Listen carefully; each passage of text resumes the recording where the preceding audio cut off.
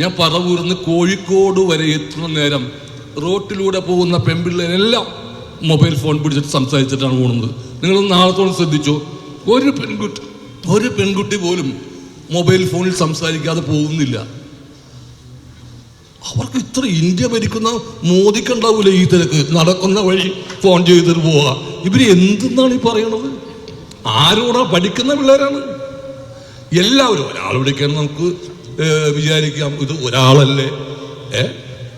ഇത് വരുന്ന, ഞാൻ എല്ലാം ചെക്ക് ചെയ്തു, വരുന്ന സകല പിള്ളേരും ശ്രദ്ധിക്കുന്നേ ഇല്ല. ഈ ഫോണില് ഓണടിക്കുമ്പോൾ മാറും, അതുമില്ല.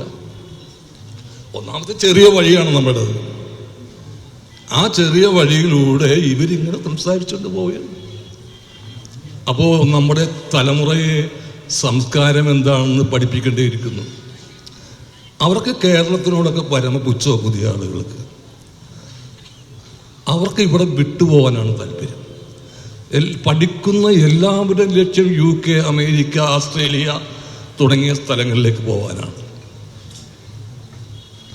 സ്വന്തം നാട്ടിൽ നിൽക്കാൻ താല്പര്യമില്ല.